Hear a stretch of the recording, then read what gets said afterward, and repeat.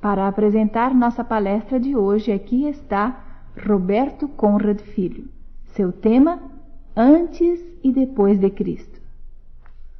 Nosso texto hoje é Filipenses 3, 7 e 8. Lemos: Mas o que para mim era lucro, isto considerei perda por causa de Cristo. Sim, deveras considero tudo como perda por causa da sublimidade do conhecimento de Cristo Jesus, meu Senhor, por amor do qual perdi todas as coisas e as considero como refúgio para ganhar a Cristo.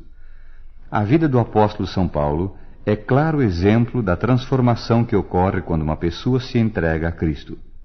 Muitos têm perguntado por que São Paulo mudou tão drasticamente sua vida, lealdade e missão. Como foi que ele mudou e quando? Devemos recapitular sua vida antes de ele fazer essa declaração. Vamos encontrar um homem orgulhoso, culto, autossuficiente, que se considerava o maior de todos. Vejamos suas declarações no capítulo 3 de Filipenses. No verso 4, ele descreve como sendo um homem que poderia jactanciar-se mais do que qualquer outro. Bem que eu poderia confiar também na carne. Se alguém pensa que pode confiar na carne, eu ainda mais. A partir desse ponto, ele passa a descrever as vantagens que possuía em relação aos outros homens. Aqui estão elas: circuncidado ao 8º dia, da linhagem de Israel, da tribo de Benjamim, hebreu de hebreus, quanto à lei, fariseu, quanto ao zelo, perseguidor da igreja, quanto à justiça que há na lei, irrepreensível. Filipenses 3, versos 5 e 6. Consideremos os significados desses pontos um a um. Primeiro, circuncidado ao 8º dia. Para um judeu isto era muito importante, pois era o sinal da aliança feita por Deus a Abraão. São Paulo estava a dizer: tenho na carne a prova de que sou filho da promessa, filho de Abraão e herdeiro das bênçãos, riquezas e da glória do Senhor. Segundo, da linhagem de Israel. A palavra Israel significa aquele que luta com Deus e prevalece. Israel foi o nome dado pelo Senhor a Jacó após sua luta noturna no Vale do Jaboque. Jacó não seria mais um enganador, mas vitorioso por Deus. Assim consideravam-se seus descendentes, inclusive São Paulo. Em outras palavras, Paulo dizia: sou descendente de Israel. Deus confirmou sua aliança perpétua a ele. Deus precisa cumprir em mim tudo o que prometeu. Terceiro ponto, da tribo de Benjamim.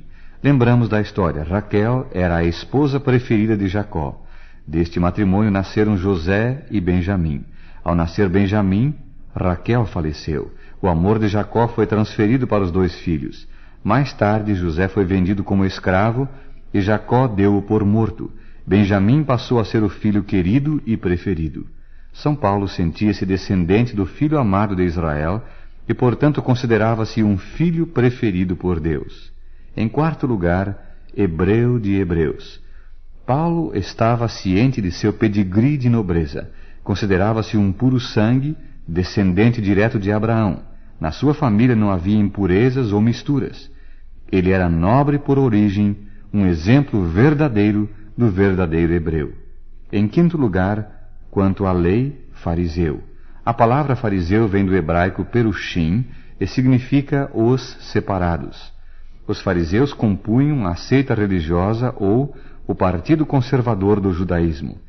Eram estritos na prática e observância dos ritos judaicos e inimigos ferrenhos das ideias helenísticas. Eles eram os separatistas que não se misturavam com os outros. Estavam no mundo, mas não eram deste mundo. Criam que eram justos, puros e santos porque cumpriam tudo que o Torá ordenava. Em outras palavras, criam que eram justificados por suas obras. Assim era São Paulo, fiel praticante da lei, orgulhoso fariseu. Sexto fato, quanto ao zelo, perseguidor da igreja. Sob a influência de seus mestres e dos doutores do judaísmo, o jovem Saulo, cheio de zelo, passou a perseguir a nova seita que ameaçava os ensinos do judaísmo ortodoxo. São Paulo tornou-se amargo, odioso, implacável, intolerante e terrível perseguidor dos cristãos. Em sétimo lugar, irrepreensível quanto à justiça da lei. Como o jovem rico que procurou Jesus, São Paulo achava que era perfeito e que não tinha pecado. Olhava aos outros pecadores e via em si um homem justo, piedoso, santo e puro. Um homem que orava e jejuava com regularidade e que possuía hábitos santos. São Paulo era orgulhoso. Ele sabia quem era, sabia de sua origem, bem como de sua missão. Assim foi sua vida até o dia em que uma transformação brusca ocorreu, a ponto de ele declarar as palavras de nosso texto inicial. Mas o que para mim era lucro, isto considerei perda por causa de Cristo. Filipenses 3, verso 7. Ele mesmo declarou, versículo 3, nós não confiamos na carne. Por que declarou isto? Porque depois da grande experiência cristã, ele reconheceu que a inclinação da carne é inimizade contra Deus. Romanos 8, 7. Mas, o que fez São Paulo mudar tão abruptamente o curso de sua vida e toda a sua escala de valores? Foi o encontro com Cristo na estrada de Damasco. Lembramos a história.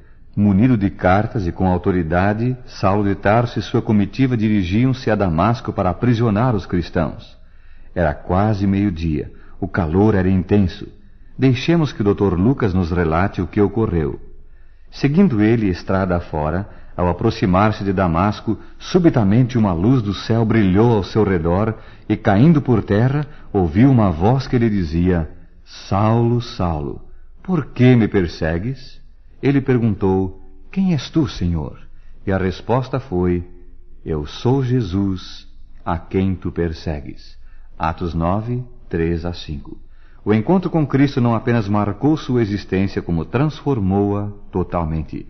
A partir daquela experiência, não mais um Saulo perseguidor e orgulhoso, não mais um fariseu jactancioso e cheio de si, não mais orgulhoso de sua origem, de sua linhagem, de haver sido circuncidado ao 8º dia, não mais um legalista nem justificado pelas suas obras. Após o encontro com Cristo, surgiu um novo homem, totalmente transformado de acordo com a vontade de Deus. Um novo homem que podia dizer, Filipenses 3,7, mas aquilo que para mim era lucro, isto considerei como perda por causa de Cristo. O encontro com Cristo mudou tudo em sua vida. Seus interesses, propósitos, desejos, alvos, motivos, objetivos, métodos, valores, tudo foi mudado radicalmente. E por quê? Ele mesmo explica: por causa da sublimidade do conhecimento de Cristo Jesus, meu Senhor, por amor do qual perdi todas as coisas, e as considero como refúgio para ganhar a Cristo. Versículo 8. A partir daquele encontro, um novo Saulo surgiu. São Paulo, o escolhido de Deus para ministrar o Evangelho aos gentios. Um homem transformado porque tinha tido um encontro com Cristo. Humilhado, convertido e transformado, São Paulo mudou todos os seus planos, métodos e motivos. Antes disposto a morrer para eliminar a odiosa seita, os cristãos, agora disposto a morrer por seu mestre e salvador. De perseguidor a perseguido, uma história do poder transformador de Jesus. Após sua conversão, São Paulo podia dizer que todos os valores antigos eram falsos. Agora, o que importava era Cristo. Ele queria mais conhecimento de Cristo, mais da justiça de Cristo, mais fé no Salvador. Queria conhecer melhor a Jesus, o poder de sua ressurreição. Queria ser coparticipante dos sofrimentos do Mestre. Estava disposto a morrer para ser semelhante a Jesus na sua morte. Finalmente, após sua maravilhosa experiência diária com Cristo, ele disse: vivo, não mais eu, mas Cristo vive em mim. Gálatas 2:20. Prezado ouvinte, a vida de São Paulo está dividida em duas fases distintas. Primeira, antes de Cristo, um homem orgulhoso, autossuficiente, justo e santo aos seus próprios olhos. Segunda, depois de Cristo, um humilde servo, o menor dos santos, o principal dos pecadores. O centro de sua vida passou a ser Cristo. Agora, permita-me fazer-lhe uma pergunta. Sua vida pessoal e espiritual, em que fase está? Faça um inventário da realidade de seu viver. Está você no antes de Cristo ou no depois de Cristo? Lembre-se, antes de Cristo você é um perdido, sem esperança e sem salvação. Após o encontro com Cristo, você é um vitorioso cristão, destinado à cidade santa e à vida eterna. Que Deus o abençoe.